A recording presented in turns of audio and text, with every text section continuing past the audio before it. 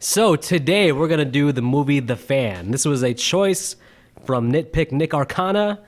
Today is definitely going to be the start of our Wesley Snipes marathon, where we're going to be doing A full 2 movies with Wesley Snipes. Yes. Now, the interesting thing is that it's not even like his big hit movies. We're doing The Fan, and then next week we'll be doing Money Train. Money Train. So these are like 2, I don't want to say lesser known, but like lesser talked about Wesley Snipes movies from the mid-90s. And then after that, we'll do Blade.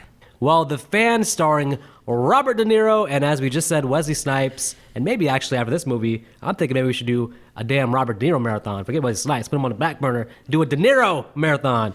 But he Hide and Seek is next. You're so right. Well, I mean, he had to pick the worst movie of his own catalog. Hide that movie. Hide that Blu-ray. How about that? Out of my sight. You can hide it, but I will find it. I hate you. Is that movie had Dakota Fanning? Yes. How'd she go from Man on Fire, that great, amazing Denzel movie, to Hide and Seek? Easy. She didn't do a whole lot in Man on Fire except after she got kidnapped. She was one of the best child actors ever in that movie. Because she was only in it for 15 minutes. And it was a 15 impactful minutes. Denzel said she was better than most of the adult actors he's worked with. And you know what? She's still a pretty damn good actress, even though I feel like she ruined her career with Twilight. This movie came out in 1996 and directed by Tony Scott, who, if you look up his filmography, a lot of great movies. The man did Enemy of the State, Top Gun, Crimson Tide, True Romance. A lot of Denzel movies he did for sure. I actually got 2 trivia on this one. Tony Scott, one, turned this movie down twice. Only decided to do it because Robert De Niro was in it and he wanted to work with him. Wow. And the second thing is he actually, in order to do this, he turned down directing The Rock. Ooh. Well, The Rock is a great action movie. But I'm glad he turned that down because I like The Rock how it is right now. I wouldn't necessarily want... The Tony Scottisms? Yeah. I mean, we have enough action movies with Tony Scott directing where you can see all his stuff. The Rock is a unique... I mean, it's Michael Bay, which he has his own style, of course. But I wouldn't want to mess with The Rock. Yeah, but and one of the things, Tony Scott even said that he felt like this was an experimental movie. He didn't feel like a lot of people were even going to watch it. And to be honest, he was probably right. So he decided to do a lot of weird camera tricks. I could see that. I mean, one thing I'll say is that even most of my complaints I'm going to have about the movie are about the story. But the directing, I mean, it keeps the movie, for the most part, exciting and fun to watch. There's definitely a visual style that's unique and, like, exciting.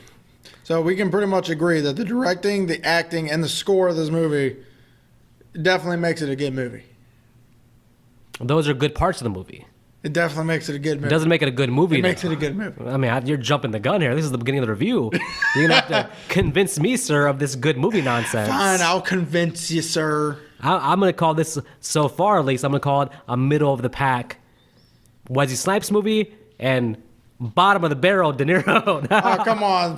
This is probably De Niro's most famous role. De Niro's barrel is so big, though. Being at the bottom is still pretty good stuff, though. So. I bet De Niro loved doing this movie. Now, if you're under the barrel, that's where, like, hide and seek is. You're like the toxic waste on the bottom, sticking to the bottom, like the sap, the green stuff at the bottom. That's hide and seek. So this is not the green stuff. This is in the barrel. It's not below the barrel.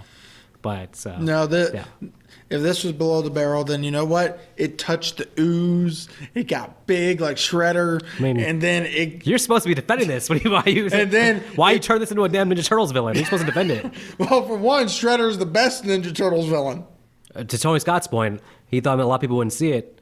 I don't know. I mean, De Niro and Snipes are relatively big stars. I felt like, but it's a sports movie, and that. You know, people see like baseball in the topic, and that may turn some people off. So. To be honest with you, if you took out the sports, maybe had the beginning baseball scene and then the ending baseball scene, this movie really wouldn't have changed. I don't know, because the whole thing is like he's a hardcore fan of baseball, so it's like you have to tie it in a little bit. You see that by the fact that he literally trampled his son to get a ball that another kid caught. You could tell by his eyes. He was like, I want that ball. Give it to me. And even when he was going for the ball, did you see that weird face he made? Yeah. Robert De Niro was like, ooh, ball. He's not winning Father of the Year anytime soon. Oh, hell no. quick background on the movie. So on IMDb, this has a 5.9. And Nick, I believe, looked up the box office on the movie. What did you find in the box office annals of For the Fan? Was I talking about The Fan, or was I was talking about Money Train when I sent you that budget. Oh, damn it. Oh, well, it doesn't matter. Oh, wait. I can look at my phone real quick. We'll just see if Tony Scott was correct, if anybody went to see this or not. We'll see what the damn gross was. Yeah, because I'm pretty sure all the stuff that we had already talked about was all the stuff I read, because I didn't feel like reading the big ass texts about the logistics of baseball, or the fact that Wesley Snipes apparently did all the baseball stunts himself, because he actually got a trainer to teach him how to bat. He was already in a movie called Major League, so this is his second time playing a baseball player. Mm-hmm. So he probably had already done a lot of research already. Well, he also had a professional baseball player teaching him for this movie, because he's supposed to be the best player in the league at the moment. So he needs to be good. Apparently, Wesley Snipes did 3/4 of all the baseball stuff. Okay. All right, so Tony Scott famously said, "Hey, I don't think anybody's going to see this movie, so I'm going to experiment." So was he correct? Well, it turns out the budget estimated is $55 million. Okay. The gross for U.S. and Canada combined, $18 million. He was right. He's fucking right. Yeah. Well, no Nostradamus from Tony Scott. Well, again, maybe that's why he originally didn't want to take the movie. He only decided to do the movie because Robert De Niro was part of it. I mean, $18 million for a De Niro and Snipes doubleheader. That is small. That's pretty small. But I think maybe the baseball thing turned people off. I'm serious. Most likely. So, anyways, but I hadn't seen this movie in a long time, so I was coming in with fresh eyes, completely open-minded to whatever it was, and so, all right, well, let's get into it then. So, Gil is a baseball fan. Understatement. He's a big baseball fan. He loves baseball like I love chicken nuggets. And Bobby and Rayburn. Like you love Mountain Dew. What's the bigger love here? Gil with baseball or you with Mountain Dew? Let's try to think about that. I don't know. I think Gil with baseball because he died for it. I think if you had a kid, you would step on his toe to get that last Mountain Dew in the fridge. Not. I would just hold him by his head as I grabbed it out the fridge and drunk it. I'd be nicknaming him Tum Tum at that point. There you go. All right. Well, hey, okay. Three Ninjas reference. I know. Was it Knuckle Up or Kick Back? No, it was the very first one. Three Ninjas. Oh man. Tum Tum was so short. Sequels are better. I'm just saying. Knuckle Up and Kick Back. Not the Magic Mountain one, though. Don't look for something to throw at me. You know I'm right. We're going to do the damn Three Ninjas, the whole series eventually, and you'll see. I'm fine with doing that. The sequels are superior. No. Yes. You know why? Because Grandpa didn't have a fight in any of the sequels. Look, Grandpa was fucking Batman, Bruce Lee, every superhero combined. They had Grandpa be able to be just superhuman. I didn't like that. And heck, I think it was Knuckle Up. That one was more a political thing. Yeah, they were on a Native American reservation, all this stuff, but still solid fight scenes. Well, solid fight scenes, but they made no fucking sense. Well, the first movie made no sense. The first movie made a little bit more sense than that. All right, look, I'm not here to do a Three Ninjas diatribe with you, all right? When we do the series, we'll get to that. All right, so anyways, now I'm going to buy the entire series. I wonder if there's... I doubt there's a Blu-ray box of that. Maybe not, but I'm sure you can buy all four of the regular Maybe the DVDs. I would buy that.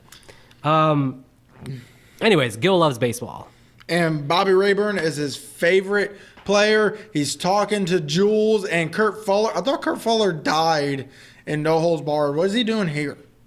Well, he had to live so he could one day be on the show Supernatural, is my understanding. Unfortunately for him. No, not unfortunately. His path leads to Supernatural, and I wish that on no man. He did a good Zachariah. What? That's what he sacrificed his life. No, yes, Zachariah. He sacrificed life for Supernatural. Yes, yes. So Bobby Rayburn has signed with Gil's local team, which is, I guess, the San Francisco something. You know how much he signed for? $40 million? Yes. Wow. For back in 1996. That's like. In today's dollars, let me calculate with inflation. That's $200 billion in today's dollars. I'll take it. My man Bobby Rayburn, he got the bag, baby. You kidding me? If I could make $40 million just by playing baseball, well, first I'd have to learn how to play baseball. That's so much money. Wesley will never have to do a drop zone again. Hey, I still like Drop Zone. He got to fight Gary Busey in it, get his ass kicked a little bit. You lose a fight to Gary Busey, you just ruined the whole movie, all right? He didn't lose the fight. He just took a few hits. He should have dominated Gary Busey, all right? It's Wesley Snipes versus Gary Busey. Come on. Well, how about we just talk about the fact that Rayburn is not happy about his number. Well, his number with his old team was 11. His number for almost all the teams have been 11. And he's very superstitious about it. So he wants it, but there's a guy on the new team, Primo, played by Benicio del Toro, who is pretty happy with the number 11. And It's his good luck charm. And as we'll see, has no plans to give it back to Bobby. Which he even said, actually, or at least his his manager said, Del Toro will give it back to him for $500,000. $500,000, which for Bobby, if it's that serious and you're getting $40 million, hey, give him the money. Right, that's pennies. Yeah, he was making a big deal about it, but it became so serious that I was like, dude, just give him the $500,000. Yeah, but even Rayburn was like, oh, it's just a number. I guess I can work with it. And remember what the coach said when he was complaining about it, too? His new number, 33? Mm-hmm. He was like, well, I mean, 33 is 3 times 11, so maybe you'll be 3 times better. Fail. I just love Rayburn's reaction. He's like, get this motherfucker out of here. Well, you know, the movie does one dumb thing is that it actually makes it so all the superstitious stuff is true. Like, he plays good and bad versus does he have his number after Primo dies? It's like, come on, man. It can't be that serious. Give me a break. But not only that, but also he's very unlikable when he's talking to Jules. He was unlikable when he was complaining about the number. Then when you get to the kid, the cancer kid, you see, okay, he has some form of heart. No, granted, no one wants to see a kid dying, especially since that kid has the same name as his son. I thought he took that too personal, that the kid has the same name. Sean's a very common name. Right. That's one thing. Second thing, yeah, personally, with the kid, he was fine, but I didn't like how he was complaining afterwards. He actually said no more hospitals. Like, how you going to, you're the biggest star probably in that city. How you not going to, visit sick kids who just want to see you? Well, mainly I think he probably felt lied to because originally he was told that the kid was sick. They didn't tell him how sick the kid was because they weren't they knew the kid was dying, but they didn't think the kid was that close. Yeah, but he's got to take that as like, wow, this kid's dying wish is to see me. I mean, that's pretty serious and it's a responsibility, but if you're going to make all that money be famous, you have to accept that responsibility and not be like, oh, well, if he's sick, I'll see him. But if I feel like I think he's on the verge of dying, then I don't want to see him. That's just I mean, also, no one it's wants weird. to see a kid that close to death, but if you can make the kid happy before he dies, I mean. Well, another thing is most Make-A-Wish foundations make sure the kid is well enough to be able to still be able to do stuff. Like if they want to meet their favorite idol. In Wesley Snipes, in Rayburn's case, it would have been go there, see him, maybe throw a few baseballs around, have a little bit of fun, get to know the kid gets to know you, all that fun jazz. Yeah, Rayburn lies to him saying, yeah, you'll get better. Maybe, but there's definitely also got to be situations where celebrities visit kids who are in their dying bed, though. I'm sure if it's their last wish or something. I mean, I guarantee you, if we looked it up, almost every celebrity has had to do that at least once. Yeah, and I guarantee you it broke them. Now it's this, though. The kid boldly, though, puts him in a bad spot by being like, hit a home run for me. Yeah. It's like, come on, kid. I mean, I'm here. I'm hanging out with you. Why do you got to put that juju on me? I will say this. He gets that home run. Problem is... It's so sad. Manny doesn't lie to him. Manny tells him, yeah, kid never saw it. He run into a coma. It's like, excuse me. If I was you, I would be like, yeah, kid saw it. He was extremely proud. He was so proud he had a heart attack and died. Yeah, that's one of those things where as an agent, probably you're just making your client feel like shit. Right.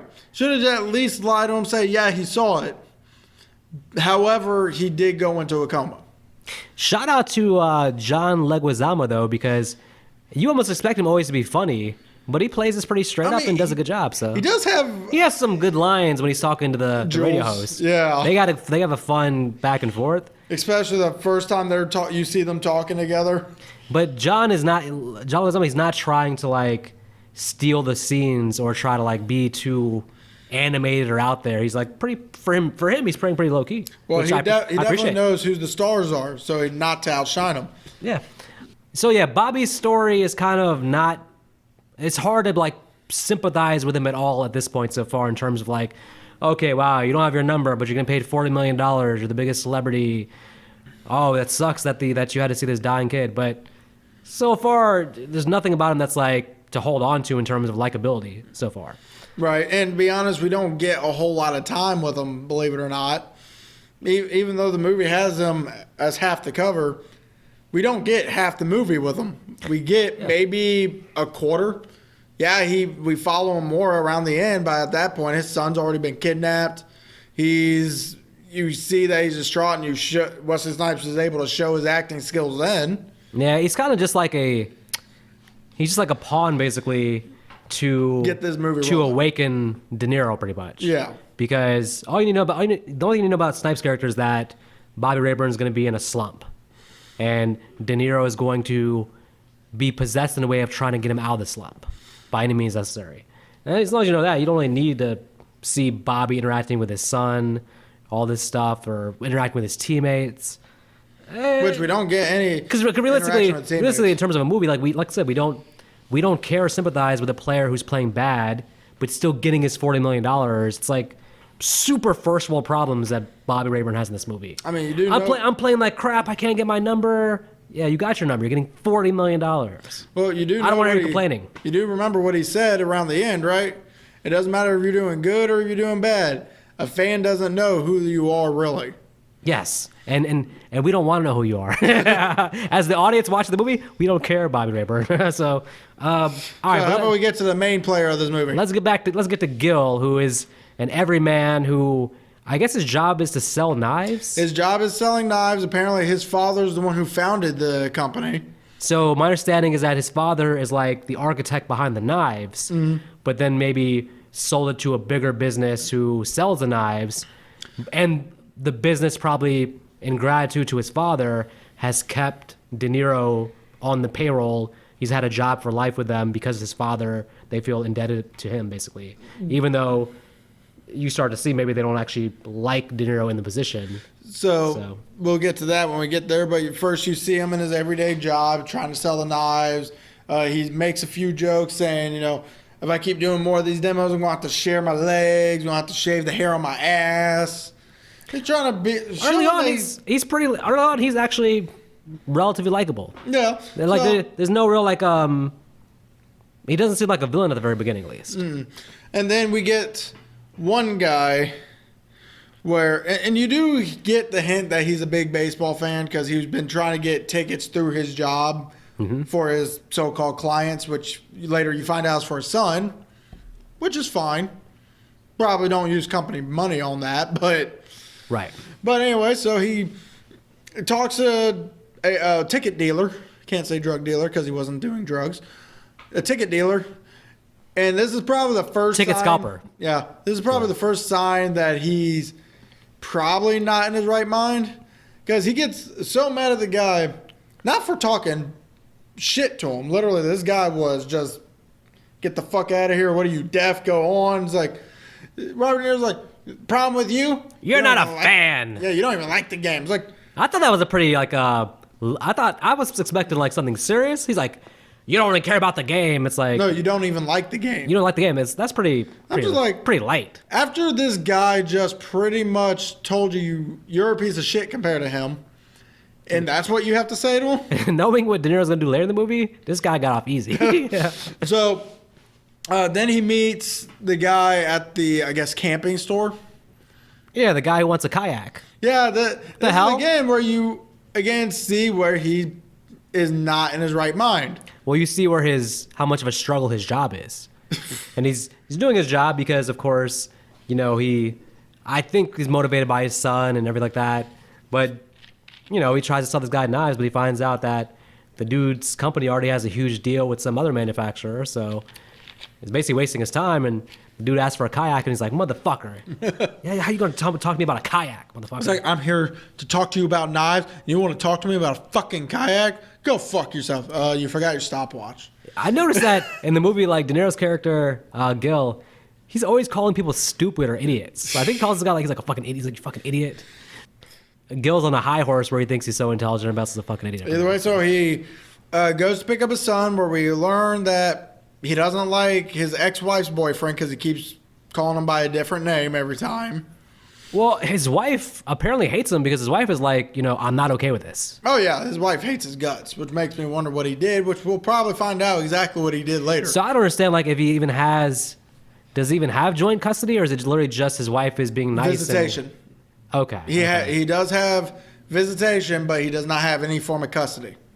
And he's about to mess up visitation even. Yeah, so he takes the kid. You go to the opening day, which again is good. He's having a moment with his kid. You clearly see he seems to like this kid, even though... Yeah, but he's so hard on the kid about knowing baseball stuff. Yeah, like the kid's entertained by the mascot. He goes, "Hey, don't look at that stupid shit over there. Watch the game." Yeah, he keeps quoting people and like expects his son to know who said that and telling him about this mysterious Coop figure who apparently is like the best baseball player ever, apparently from back when Gil played with him. Which later on we found out was only little leagues. It wasn't even high school, it was a little league. Which is hilarious. Yeah, this baseball scene with him and his son is depressing because I'm looking at it from his son's standpoint. His son's just trying to be there, spend time with his son, or just trying to spend time with his father. And his dad is so into the game and that he tramples him for a baseball. Yep. And you got the old lady behind them just being like, "What is wrong with this guy?" And of course, he curses out the old lady. That was funny because he turns to her and he's like, "What the hell are you looking at?" So he calls like an old bag or something like that. He said something, but and then the biggest thing, he leaves the kid there. Now look, and I guess the ironic thing is that he goes to see somebody who was actually at the game. You're right. Well, originally he was supposed to be gone at this point. However, then he hears that he was at the game the whole time, which then ticks him off a little bit because whatever he read in that letter, I'm assuming is, "We don't want to work with you no more." No, I think it was just something along the lines of maybe that's true. But to be fair, the secretary basically screwed him over because she told him the day before, come back at this time tomorrow. And he said specifically, like, "No, that's not a good time. Can we do it an hour later?" She's like, "No." It's like she can't find a way to get in contact with him during that day and say, "Hey, you can't make it today." So he kind of screwed him over, but still, leaving your son at the game and you're actually driving somewhere else. Right. Who the hell would do that? Somewhere you have to get on the highway for, nonetheless. Who? And this is not the age of cell phones. There's no cell phones, nothing. That is like, my God, this is the first like, oh, this guy's an asshole. For me. So this is also kind of weird to me. So he gets there and he sees that his kid's gone and he automatically goes back to his wife's house. I'm expecting him to go crazy first, like, "Where the fuck is my son?"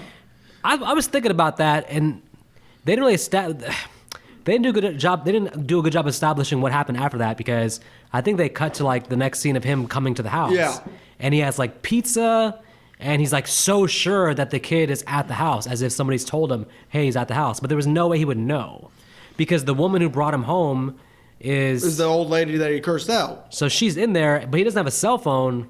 So it's like, did the mom call him? It doesn't seem like that way because when he gets there, it's like it seems like the first time they're communicating. Yeah, because he's even like, "Well, how is he?" Like, "Well, he's crying." So obviously he didn't talk to him because he does have a car phone. Okay, yes. So maybe she called him and just told him basically, "Hey," because if I'm him, yeah, it's a tough spot. You probably have to scour the entire stadium looking for your son before you actually leave. Right. You have to assume, hey, he wandered off in the stadium. So you're probably going to spend a couple hours just, "Where the hell's my son? Anybody seen him?" Like, ask security, all this stuff. So, but he gets home to the mom's house and it's still daylight outside. Like, it's not that much later because it's not even dark outside. It's just, I would think that just a smartly more edited thing would be like, have him come home and it's nighttime now. At least established it's been a couple hours or something. Right. That's one thing I say this movie has issues with is editing and timeline wise. Yeah. Because there's a lot of times, I'm assuming we're supposed to believe it's weeks or maybe a month ahead of time before this happened, Robert De Niro was clean shaven. Next scene, all of a sudden he has a stubble. So I'm assuming they expect us to believe at least a month has passed. And all the montages of baseball going on is supposed to be another indicator, because obviously a baseball season takes place within the course of 6 months? Yeah, and there's some big time jumps in the movie, which is kind of crazy because, it's like you have to. It doesn't tell you the time jumps, but you have to infer based on we'll get to a couple of them, but let's stick with this for a second. So he brings the kid pizza, and of course the mom and the stepdad are calling the police. Yeah, he's trying to beat down the door, which, by the way, now we get the indicator of why the wife hates this guy. He straight up power drives her out of the way so he can get in the room. Yeah. And the kid is so nice, he already forgives his dad. Oh, right. He's probably thinking about it, but he's like, oh, you brought me pizza. And Coke too? Wow. By the way, it's pepperoni and mushroom. I hate mushrooms. Well, then take them off. Yeah. I guess maybe this is to establish too. Maybe Superfan Gil, the two things maybe that are holding him somewhat together are him having this job and then being able to see his kid on occasion. Yeah. So as those two things get taken away, this is where the descent into madness comes. Yeah. Well, let's go ahead and take away that first thing, his job. Yeah, because he's an asshole. He's going around being mean and not being likable. And even his boss just tells him, look, we're getting rid of you because no one likes you. Everyone's afraid of you. They're all believe that those knives you have in your hand, you're eventually going to stab people with. And how right he was. And Gil's thinking, well, I'm going to start by stabbing your fucking car. Yeah, which takes place, which is funny because that's what the guy did to the other door handle with the other knife that Gil refused to sell. Yep. And he even said, well, I was like, well, blade's too light, the pommel's too damn heavy. He's like, well, it still stabs through a fucking aluminum door. And he's like, anything can stab through an aluminum door with enough power. Yeah. So where are you at with Gil? Because you can look at him in two ways. You can look at, hey, he's a decent enough guy, but the world is pushing him over the limit. Or you can look at he's already an asshole and he's kind of pushing himself over the limit. Is it circumstances to blame here, or is he his own worst enemy? So, to be honest with you, I think it's a little bit of both. Because obviously the circumstances are pushing him to the edge. However, he needed to already somewhat be in this mindset to do half the stuff he does in this.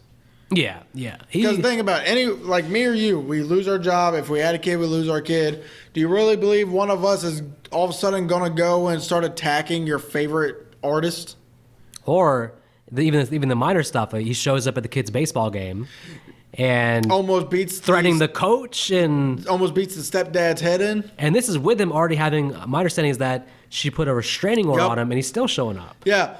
And again, when is the timeline of this? Did you look? Because we know that the tryout was supposed to be a week from that opening day. I guess if they leave in little things like that, then there's enough there to put the timeline together if you think about it. As long as they say so you have a clear idea. We know that Bobby is struggling with game after game after game, so it's because he doesn't have his number. Time is going by, and Primo is just committed to not giving the number. With Gil, I just feel like mostly I understand that society is not really helping him out per se, but he's not doing himself any favors with it. He has an attitude problem, clearly. He has a temper problem, an attitude problem. He's not handling things. He's making no effort to have a good relationship with his ex-wife or whoever that is. Maybe it's not his wife even, but... so I do want to go circle back to Rayburn real quick, because I actually just read something that I believe actually he starts putting into practice after the Primo death. So in the scene with Jules and Rayburn, Jules says, you're too uptight, you're too serious about this, you just need to relax, let your hair down, air quotes, because he's bald, relax, let your hair down, and then maybe start enjoying this game again like you used to when you first started. Yeah, and the idea is stop thinking that you're invincible and understand that you're putting too much pressure on yourself and allow yourself to mess up. And Oh, that's true. She's right. That's the right attitude to have. And the reason I want to bring that up is because eventually we're going to go on to how Rayburn actually gets good again. Plot twist, it ain't the number. Yes. So Gil has a Bobby wall. I'm assuming he lost his apartment because we never see the apartment anymore. After this scene, we only see him in this weird setting where all they show us is the Bobby wall. Yep. Which later we find out is apparently where he used to play baseball when he was younger. Yeah, so basically, Gil losing his job means he has way too much free time now. And he goes to every game. Every game. And probably even the away games. Yep, probably. Although, I don't know what you got to think where his budget's coming from, though. He lost his job, so. I mean. Where did he get season? Maybe he has season tickets. Maybe he's killed more people than 3. Yeah, he went back and killed the ticket scalper and stole his tickets. Exactly. That's like the canon that we didn't see, but that's probably the deleted scene. Exactly. I mean, he had a reason to. The guy told him he's an idiot. Because now he was already a super fan, but now not being able to see his kid and not having a job, now he's really focused in on baseball and Bobby and his team. And he doesn't like what he sees, and he's going to do something about it. Yep, so he confronts Primo in a spa where Primo shows off. He was branded with the number 11 on his arm. I love Gil's his reaction. He's there basically in good faith to try to negotiate. He sees the damn branded 11. He's like, well, this ain't going to work. And he's immediately like, oh, plan B, motherfucker. Well, and then when he leaves and then apparently comes back. Did you think? I thought this was his imagination at this point. Be honest, well, yeah, because the way that it was edited, and I think this is one of those Tony Scott editings for this purposely, is it looks like when he left that first time, he stopped to think about it, but then kept going. Whereas what actually happened, we get clips and bits, is he apparently turned around to talk to Primo again, where I guess him and Primo got into an argument. It looked like Primo attacked him, judging by this editing. It's weird because I struggle with this for the rest of the movie. Like, it looks like Primo attacks him and then out of self-defense, he stabs him in the leg. Yeah, because... Not even like, and I don't think a purposeful kill shot per se. Well, probably not at first, but because when you see it, Primo already has him down, probably getting ready to hit him when Rayburn pulls out the knife, stabs him in the leg, which where he stabbed him at, you're going to bleed out, especially in a spa. Your whole body's so relaxed in such a heated environment. Yeah. Your blood flows more freely. Well, it's interesting because that's probably true, but just that the visual in a movie is just hard to like, when you see someone stabbed in the leg like that and they just die that quickly, it's kind of like, you're just like, oh, that's interesting. Like I say, he's bleeding out. It's hot in there, so he's bleeding even faster. My point is just that it did. Maybe he didn't die yet. He passed out, but then when he pulled the knife out, all that blood just came right out of his body. My question is just the intent, though. My thing is like, did he go back actually to kill Primo, or was he forced to kill him once he got attacked? That's my thing. So, it's filmed in a way of like where, yeah, you shouldn't have attacked Primo, but at that point, it's self-defense. Yeah, so it does look like 100% that Primo was the instigator of it. And because, Robert De Niro, to be honest, it's been so long since I've seen Godfather, I can't remember Robert De Niro actually fights in it. But what I've known of Robert De Niro from the movies I've seen, he's not a fighter. Hell no. And this definitely shows it. He's most likely getting his ass kicked from those weird editing we're seeing, so he uses the only way he can defend himself. There's a very easy... it's all about the intent because you could have had him come back and just caught Primo off guard and stabbed him. Like, Primo could have been laying down in the spot, and he just comes and stabs him. But they made it purposefully that he comes back still kind of talking to him, and then a fight breaks out, and he stabs him. So at this point, it's kind of like they're still on the fence of like, well, that was bad. I mean, you killed him, but not a full-fledged villain in my brain yet. Well, no, because again, it was more self-defense, though. You can definitely tell he's thinking, oh, I just murdered someone. I got to make sure I don't get caught, which... Oh, yeah. After that, he took the only thing that he really touched in that room. Yeah, he cleaned up afterwards, and then we later find out that he's going to cut the branded part of the arm off. He cut the branded part of the arm off. And also, he's somewhat happy because... Now the number will be automatically sent to Rayburn, freed up. And now this is for me like it's where the movie jumps shark for me because I think I timed it like this is like somewhere probably we're already like I think like an hour in an hour and a half hour long movie. hour and 10 minutes in the movie-ish. And this movie's only about an hour and a half long. I think Maybe an hour and 40. no, this movie's like an hour 45, I think. So we're about to get into like last like 40, 45 minutes now. And that first hour was just all character development, his slow descent to madness. And now I guess he's in madness, and now we're going to become more of a generic psycho thriller Hollywood conventional second half of the movie. It makes me think that if Rayburn just said the right things to him, if he still would have lost his mind, or if he would have been, steered a different way. So one of the problems I have is that it seems like the trigger point is him watching Rayburn on TV, and Rayburn doesn't acknowledge that Primo's death is the reason he's doing better. Yeah, simple thank you would have been nice. And then we get the theme of the second half of the movie, which is a simple thank you would have been nice. But, I mean, so far up to this point, I mean, you would say Gil is a reasonably intelligent person. He's watching TV. He's that psychotic that he's like, you really think Rayburn on TV in a TV interview is going to say that? Or he's going to somehow credit you personally? Like, yeah, because if he credits you, then you would have police knocking on your door. Yeah, the trigger point should have been something that happens a little bit later when we get to like, we'll get to when he, because here's a real question. How does Gil know where Rayburn lives? I don't know. It's weird. Yeah, because all of a sudden, because we never see him follow him. Yeah, he sees what vehicle he's driving, but you never see him get in the vehicle and start driving. That could have added something. It's like, okay, followed him, but... Also, I know there's a beach there, but isn't it kind of like... It looks secluded. Wouldn't Gil's property be more of like a private property? It does. It still does. It's like, okay, so it's like... It's framed as... Okay, so what we're talking about basically is that... And again, this is one of those movie coincidences where Bobby's son is swimming in the water.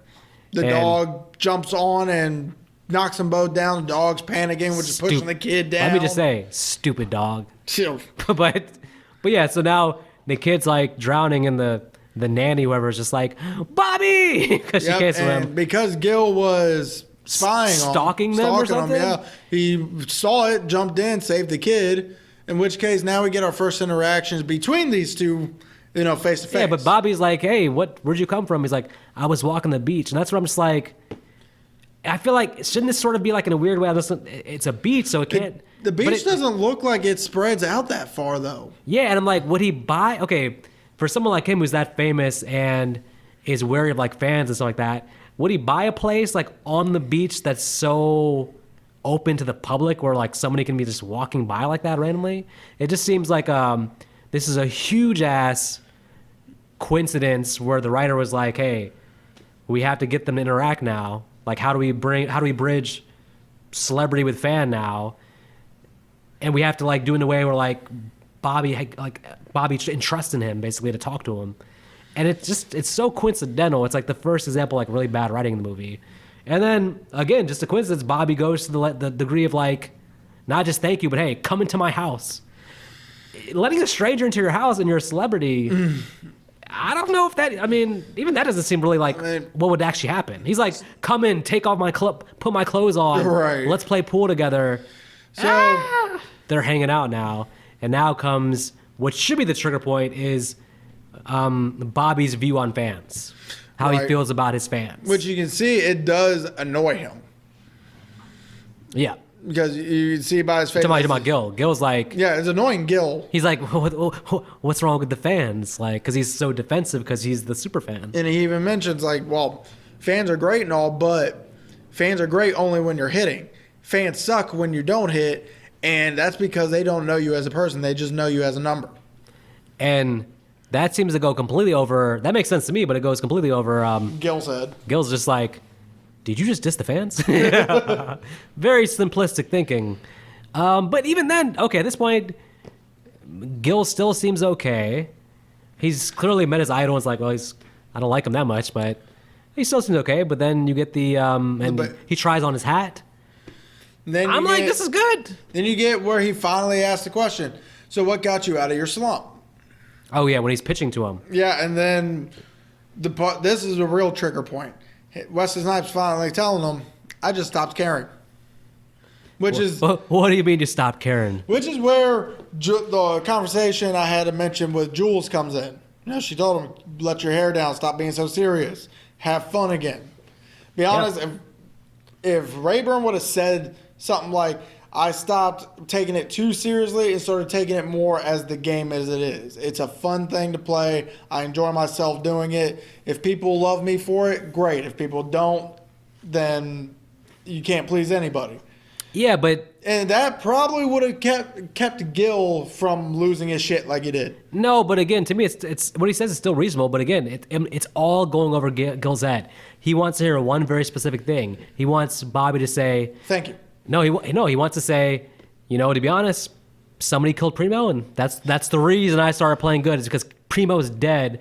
And then Gil can think to himself, yeah, because I killed Primo. Well, yeah. see, that's what he's looking for. That's not going to happen. He's looking for the reassurance because at this point, maybe he's still feeling just a tinge bit guilty for it because he still committed murder. It's most likely his first kill he's ever made. So there's still that point of guilt, even if he's insane. Even if he's insane, there's still that point of guilt. So maybe he was looking for the reassurance that, okay, now that this guy's dead and you're doing better, I did what I was supposed to. But with Rayburn not mentioning that, it's making it seem like, so I did something extremely bad for nothing? No, I get that. But at this point, to me, it's like, honestly, I feel like he should be satisfied because he did what he did when he did it. It wasn't to get a thank you. It was to get his favorite player out of his slump and get his team back on track. He's done that, and under anything, he's gotten away with it. He's not even suspected of this murder. He's home scot-free. Oh, too bad. He's Uber fan. He's home scot-free. He's good. And now he gets to meet his idol, Bobby. Well, too bad. The nanobots got a hold of him, so now he's no longer the fan. He's now Uber fan. He proves that even more by Grand Theft Auto and kidnapping. And this is where dog napping. And this is where the movie really jumps into some shit. And I just don't buy it. But let's go with it that now he's like basically at this point he's pretty much committed to suicide. Long term, his plan is just to kill himself basically. At this point, it would have to be because I'm sorry. And what's bad is as he's talking to him on the car phone, eventually he gives up his little facade and says, "Okay, Bobby, you're a fucking idiot. That's what you are. You're just a hitter. I'm a pitcher. I actually am smart." Yeah. Bobby's the idiot here. Maybe Bobby was the idiot throughout the movie, but everything that this guy's doing now, Gil's doing, is stupid. Now, I do like the payoff though that we finally get to meet Coop though. Yeah. Because this is like I didn't expect this because he's been talked about. I didn't expect it to be a payoff, but I'm glad they brought this back. But notice how Cooper is extremely uncomfortable the minute he sees him. Cooper hasn't seen him in like 30, 40 years. And yet he still somehow recognizes him. And he's immediately like, hey, whose kid is that? He even tells him, like, are you still up to your old shit? It's like, you're telling me he's kidnapped people before? Yeah, it seems like Coop knows this is like a demon child from Little League back in the day, and the prom child's come back, and Coop wants nothing to do with this whole kidnapping scenario, but he's kind of drug into it. So we get our ransom call, which, I mean, again, Robert De Niro gives great line delivery, but the way for Rayburn to get his son back, you must get a home run for me. He's like, for a professional like him, it shouldn't be too hard. Oh, wait, I forgot. This guy's been in a slump because he cared too much. Now that his son is on the line, well, you care now, Bobby? I don't know. It's one of those things where it's like, it's just like when the dying kid put the pressure on him, though. It's like, maybe you can do it. It doesn't happen every game, but it happens pretty frequently. Well, we already see, apparently, when he's under pressure, he can't. It's only when he's out of pressure, having fun, just enjoying himself is when he's actually good. Yeah, again, at this point, I'm lost on what Gil's trying to accomplish here. And also, how did Gil know about the chemo kid? There was no interaction between Gil and Rayburn about chemo kid. I don't know if they showed it, but they implied that Bobby was going to go on the radio interview or whatever and tell the chemo kid story. I don't know if we saw him actually telling the Chemo Kid story, Okay. but his agent told him, you know, how we can get the public favor back for you is to like go and tell this Chemo Kid story, and the public will think better of you. So I think that happened, even though at this point the public is literally holding signs saying like, "Hey, you killed Primo." Like they're blaming Bobby for the death, actually. So All right, so before we get to the most epic death that makes no damn sense, Gil is a hypocrite. So earlier in this movie, he was getting on a coach of Sean. Oh, not Sean. Did they even name the damn kid? Sean, No, I'm talking about Gil's kid. Gil's kid, yeah, he's in the credits. Gil's kid, Ah, shit. kid that likes pizza. Yeah, not mushrooms. So Gil's kid, the coach was throwing the ball apparently too hard, so the kid couldn't hit. And Gil was getting mad at that. So now, cut to Gil being the pitcher. He's throwing pitches like he's going up against Rayburn again. Yep, Granted, I guess technically it is a Rayburn. yeah, it is mini Rayburn. But it's, yeah, as you said, mini Rayburn. And this kid is now scared out of his mind. Yep. And when they try to make a run for it, we get probably the most useless death in the whole movie. Coop. Yep. I'm sorry. To be honest with you, Primo's death is the only death that actually made sense for the story. Well, this is going too far now. This is like, okay, that's what I'm saying. That when I say this became generic psycho Hollywood movie, it's like this whole scene is like what you would see like in a typical situation like that, and it's just weird. Like he's just talking to Koopa a second ago, and now he's killing him with a baseball bat. Right. Like, why'd you do that?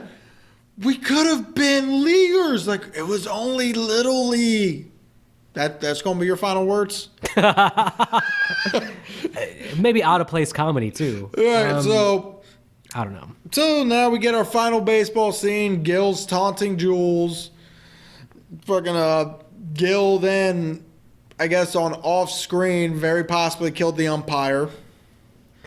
Yeah, I mean, That's why I say possibly 4 deaths in this movie, because and it's not known if the umpire's actually dead or not. But I think so though, because he has a knife. So, and it's all suicidal because Gil actually calls what's her face and basically indicates that he's at the stadium. I'm at the stadium, but you'll never find me.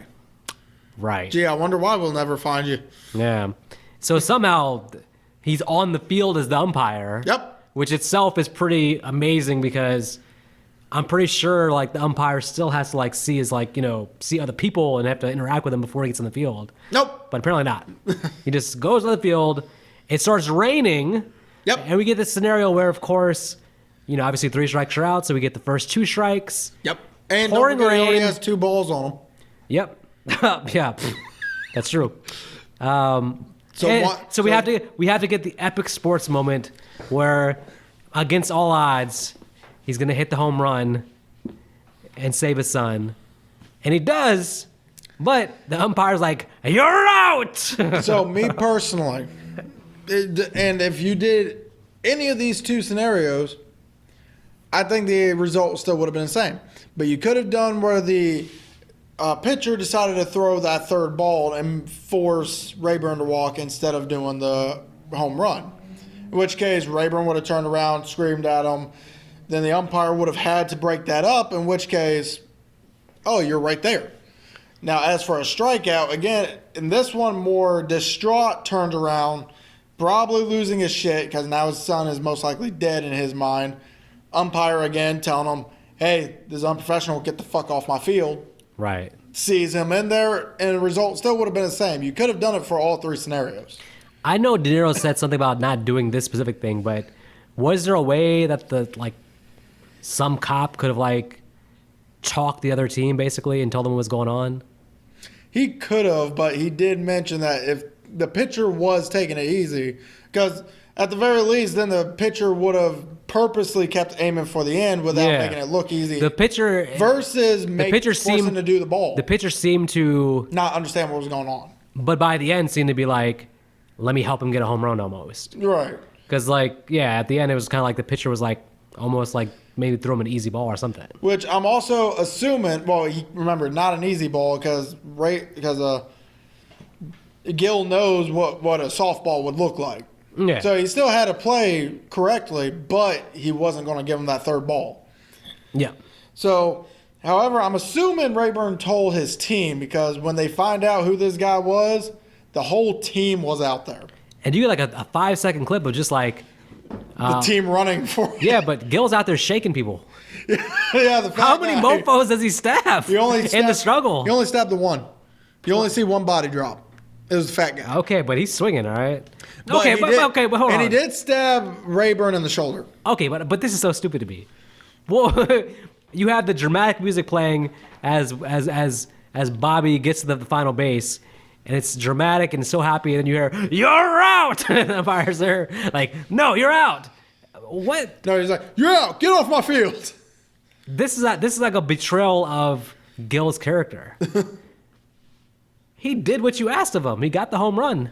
Yeah, that's probably fairly too. You're sitting there watching it. Yeah, that was the only downside to Gil's character is this scene because it makes no sense. He's supposed to be a fan of the team and the player. Right. So now he sabotages like that. Maybe he didn't make sense. It makes me wonder if maybe he wasn't trying to commit suicide, knowing now that he's on the field. Anyone recognizes him, he's already dead. So he tries to get him out. So that way, then no one could follow him, whatever, with the kid, yada yada. Because I feel opposite though. I feel like if he just plays it normal, him doing the out thing is what actually exposed him. Because then Bobby got into a fight with him. He's like, "No, how can you like?" He's like, "This is the motherfucker." Yeah. If he's just like, "Yeah," then he can probably go back in the back, umpire, take off his clothes, over, run back to his high spot, Release and the then kid. and be like, "Ah, you did a good job, Bobby. Your son's here," and then go about his life route. He might actually get away. Right. It's so like a dumb thing where he's like, he wanted to. At that point, he just wanted to, like, he wanted to be die. known as like he wanted to die. He wanted to be known as the super fan in a Infamous. sense. But it makes me wonder because. So you brought up why someone would pretty much commit suicide, and at least this character in this sense. This character, I mean, think about it with this: he lost his job, lost his son.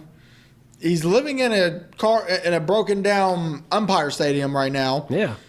And his only source of anything pretty much betrayed him in his own mind, stating fans suck.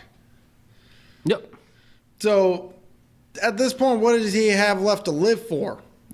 That's the whole thing in his mind. I get it, but my thing is just like, he keeps pushing harder. It's like, you already got back at him, but you keep doing more. That's what I'm saying. He could have got away with the whole thing still, even to the point of being the umpire. He could have still got away. Well, yeah. But it was all a suicide mission. He wanted to get caught. Yeah. He wanted that moment where he has a knife and gets shot. But it's like, I get it, but that's so stupid. Yeah, It's just generic psycho bullshit. Me personally, I enjoyed it. I still enjoy the final confrontation between them, even if I would have liked him to rot away in prison. Been much more interesting. just them wound him instead of kill him, and then Have one cop there, he gets shot, and then you see like the medic come to actually, and then like, okay, best ending ever would have been, okay, you cut to like 6 months later. Rayburn visiting him in jail, saying you're a piece of dick. No, not even that. 6 months later, you see the TV screen of Rayburn doing whatever, and then you pan out, and it's a bunch of guys in prison watching the small TV, and then Deniro's in the back, and like, let's say he smiles proudly at the TV or something like that. Like something where he's like in prison still being the super fan now. Or maybe that's how he's to live out the rest of his life. Or maybe he gets more pissed because Rayburn quits after that. I'm sorry, at this point, Rayburn quit that goddamn game. Oh, as long as he's getting his $40 million, maybe. He quit after that season. He was done. Yeah. I'm sorry, if I had a fan do that to me, I mean, look at a lot of the actors and actresses we know from horror movies that quit acting because of stupid shit that fans have done. Yeah. I just think it's a lazy ending, like the cops shoot him, he's dead. Like him in prison watching the baseball games in prison, that would have been a fun non-cliched ending that we got. So. Bah, I still enjoy it because a lot of the scene was only one line, but it was also told by the facial expressions of Robert De Niro when he kept looking at himself in the thing and looking back, like, I look pretty damn good. I think I'm ready. It's just, if he just quickly took out the knife and tried to throw it, it's one thing, but he takes 5 minutes to like slowly wind up, and all the cops have the gun on him. He's just like slowly like. Well, he doesn't want to kill Rayburn. If he did, he would have stabbed him somewhere other than the shoulder. I disagree. I think he did stab him. He did stab him. He just stabbed him in the shoulder. Yeah, but he stabbed him on the leg. He was still whatever he could.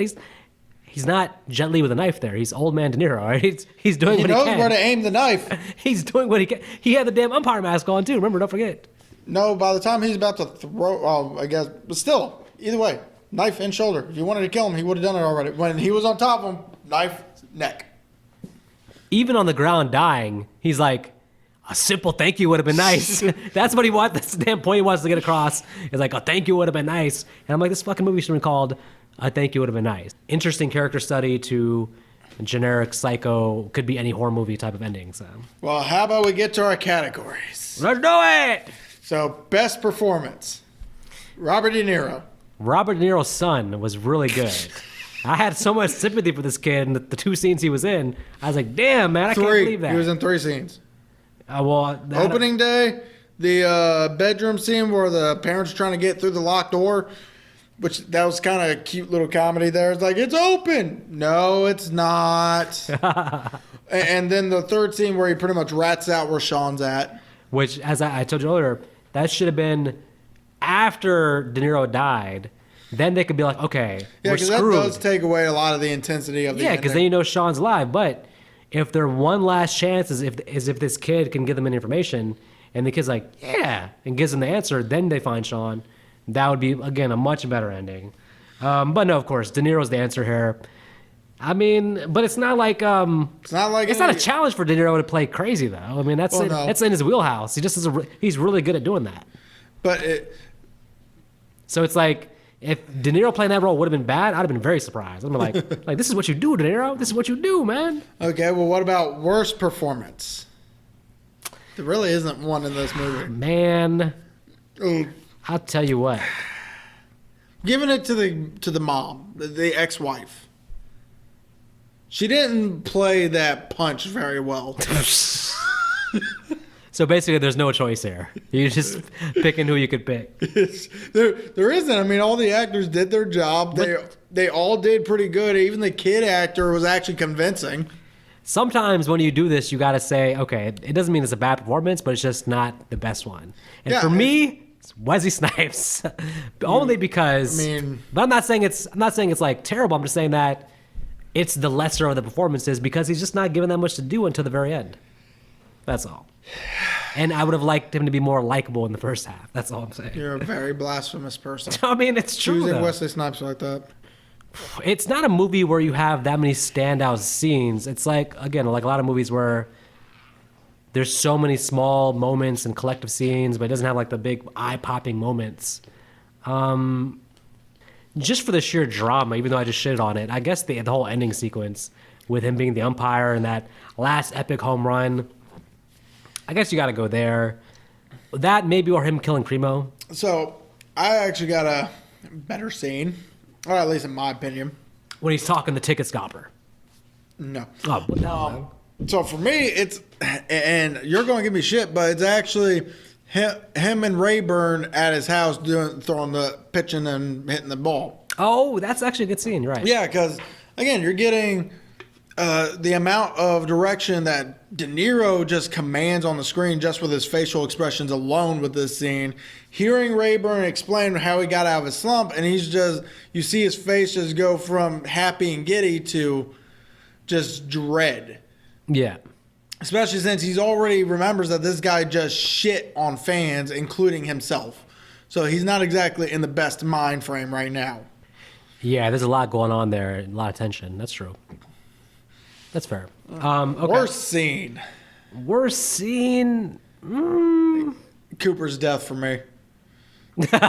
Cooper's death or Fat Guy's death? Because to be honest with you, both those deaths, Who's fat guy? the guy he stabs when everyone was running after him. Okay. And the reason, and that's because we don't know his name, why they decided to kill off some random no name that we may have seen once, I don't know. And also, the reason I say Cooper's death is because the reason Primo's death was so impactful is because technically it can be seen as a self-defense kind of thing, but you also see in a later scene he still has a little bit of regret for it. Whereas Cooper's death and the fat dude's death, there's no real regret. There's nothing. So there's especially Cooper. He should have more regret killing off Cooper. All his stories are about Cooper, but yet he has more regret with Primo's death than he does Cooper. And it was just senseless. And like I said, the big dude's death was just completely out of nowhere. It was worthless. What was your worst scene? I know I just name dropped 2. For me, it's him coincidentally saving his son at the beach in the water. The whole second half of the movie is relying on this big-ass coincidence of him knowing where he lives, being there at the exact moment that the damn stupid dog almost drowns Bobby's kid. Yeah, because if that didn't happen, he wouldn't have had a reason to go down there. And then you never get the interaction, which would have been a trigger point. So it's like that scene was illogical and too much of a coincidence. So I still want to know how he found the damn house, though. I don't know. Anyway, there was no Google back then. You couldn't Google anything. So what would you change? For me, I feel like there's scenes missing in this movie. And I know this is from a 324-page book. Uh-huh. So maybe the book actually has a lot of information most books always have a lot of information that movies don't. But if they added took out some of the montages that were unnecessary and added in a few more scenes plus another 15 minutes, we'd probably get this ending a lot more make sense. Maybe him knowing where he lives makes more sense. Yeah. The movie could have just flown better. Yeah, I just would have done something totally different with the ending. The ending feels like by the end he's like a villain from the movie Die Hard or something. He's just like he's Hans Gruber. He's like a generic action movie villain. He's Hans Gruber. Gotcha. Yeah, he's just doing stuff like taking the kid hostage and like asking for a ransom and hiding in the stadium. It's like an action movie ending now versus like that like tense psychological thriller from the first half. So I would have just done a whole different second half. After he killed Primo, I would have just rewrote the whole script like in the second half. Maybe still had him go crazy, but maybe in a more direct confrontation with Snipes versus like all the police are involved. It's like this big thing now and there's a manhunt for him and like all this stuff that's like too big of a scale. It's like a personal small story. But at the end, it feels like you're watching this big-ass action movie now or something. So I would have toned it down instead of having the whole baseball stadium involved in the ending. So. All right, so as for final thoughts, I don't think I need to say a whole lot. I love the acting in this movie. Characters could have been a little better, but, again, with a movie like this, a character study, there's only so much you can do for the time frame they had. The score was really good for this movie. It definitely fit the tone. And the directing style was pretty entertaining. It definitely did not let a dull moment go. You could tell he was experimenting because then if you watch this, then you watch Enemy of the State. Enemy of the State is like a better version of this in terms of the camera and everything like that and how it looks. And Enemy of the State, has the same exact visual style, but it's a little bit more refined and detailed. So you could tell he was kind of messing with stuff and it would serve him better in later movies. But oh, yeah. So overall, I don't need to say much more. The story was lackluster around the end, but that's because there's stuff that was most likely missing. I've never read the book. I probably will just see what was missing.